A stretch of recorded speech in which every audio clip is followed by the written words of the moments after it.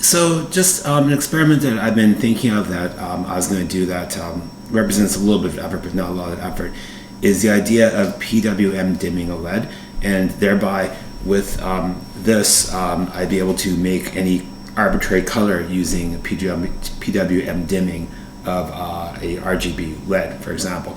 So what happened was from some computer parts I purchased previously, mostly to get the power supply out of a case. I think it was $15, $25 or something, I can't remember. But I got out the power supply. It had some issues with the computer I wanted to use it in, but it seems to work in other motherboards. I thought that was because of the revision of the ATX supply, but I don't know. I still don't really know what the problem was. Anyway, I did salvage out some parts from that, and one of the parts that I salvaged out was this particular RGB LED. It has the red, green, and blue lines there, and a white one, which I'm assuming is the ground. And I don't know if that actually works still, but I guess this is what I'm going to have to be determining. So in itself, it's not a hard thing to connect an Arduino to some LEDs. You want to connect a lot of LEDs because there's a maximum current rating for the power supply in the Arduino Nano. And I think it's good up to like 6 of them, and each of the digital outlines should drive a single LED. And the LEDs would be around, have a current around 20 milliamps. So what I was planning on doing, other people have used this ground on the other side. I've used this other ground on the other side myself in the IR experiment where I was doing the NEC IR protocol. That's my other Arduino. I've got 2 of them. So the second one I'm going to kind of use for this and whatever else I'm doing.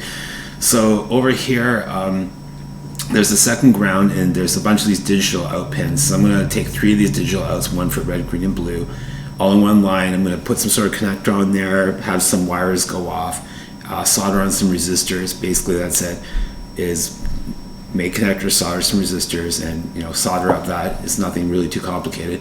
And theoretically, at that point, I should be able to go and start playing around with the software and turning on that LED. The problem is if I don't get the right values there, some of them might be kind of dimmer than others. I guess that's the thing that could be the worst outcome, is that, like for example, the blue LED could be a dimmer color, dimmer brightness than the other LEDs.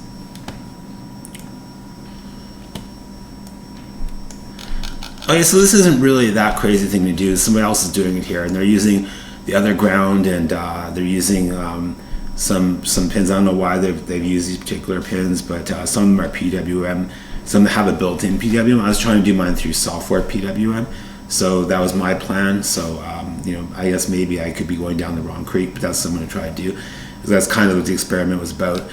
And they've said that they had two values here. The red, and the green and the blue LEDs have a larger forward voltage of the diode drop going through the LED, so they require a different resistor than the red one. And in this case, I looked at this, and these kind of look like the conservative numbers here.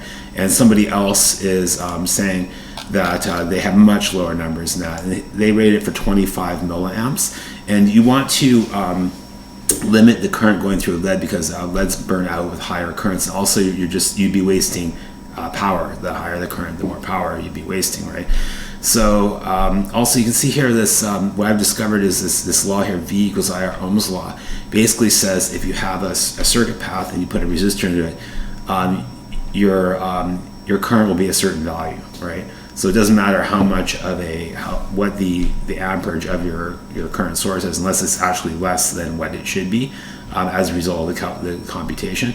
But in this case, he selected 25 milliamps. I think that's kind of dangerous, so I'm going for 20. So I got out the blue one should be 85 ohms, and the red one should be 160 ohms.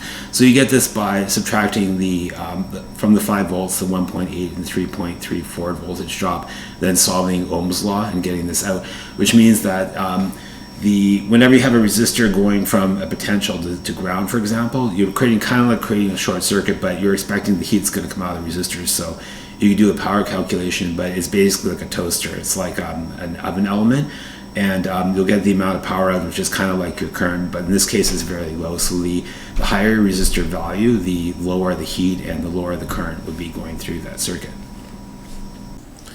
Okay, so I've put a connector on there, and so I've got the wires, and I've selected some resistors that are approximately the same value.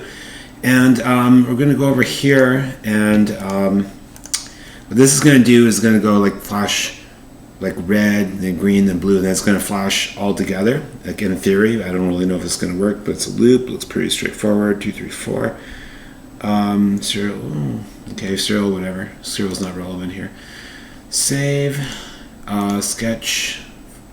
Verify, compile.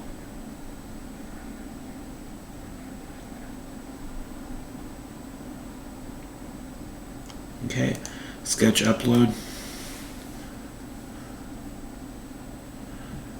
Okay, so when I hook everything together and I put it on an external power supply, it's supposed to blink those colors, and it has been uploaded at this point. Yeah, so I hooked everything up and I'm going like, it doesn't work. It doesn't do anything. Then I even tried another LED connecting to the same wires, and it worked.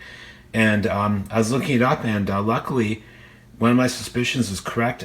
It's not always common ground. It's sometimes it's a reverse way where there's a common anode cathode. You know, it's like anode or cathode. In this case, it was an anode. So it seems to be working. So once again, I have not wasted my time. But you see, the trouble is, it's supposed to have one color at a time, and the way it was programmed as two, and it's off. It's supposed to be white when it's black, so everything's upside down, right? So I'm going to have to, first of all, I'm going to gunk it up a little bit so it's safe from shorting out. I'm going to put some glue gun over some stuff, and so it's safe from shorting out. And then I'm going to take it back to my computer. I'll reprogram it so that the highs are low and the lows are high, because it completes the circuit actually when it's in low state, logic low state, not logic high state. And I had to take the common back from the ground to the positive 5 volts here, so I need another cable. And what I did here was I used this old floppy connector here, and it's actually looked really good. What's going on? Hello? It actually looked really good, and it crimped directly onto the cable, and everything's going to be fine, but, you know, and it's doing this thing, so I have an extra wire that I'm going to have to, you know, make sure it doesn't hit anything. That was the old ground that's sticking up there. Okay, so I've glue gunned everything so that it won't short out.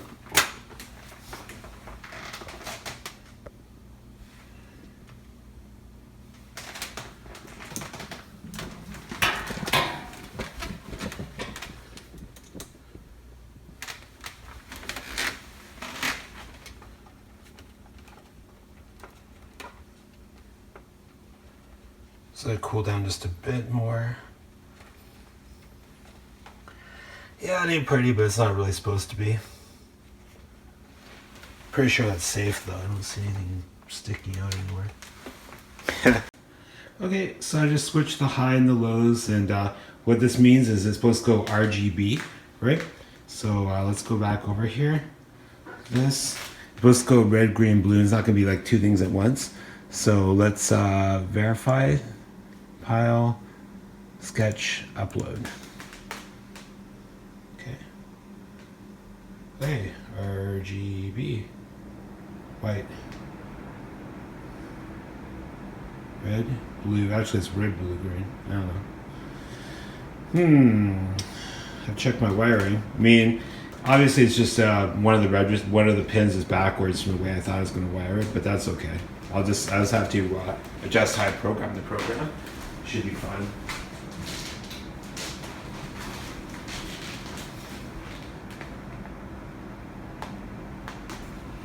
It's not an amazing white. Yeah, it's got to be fiddled with a bit, but I mean, it's basic function, right?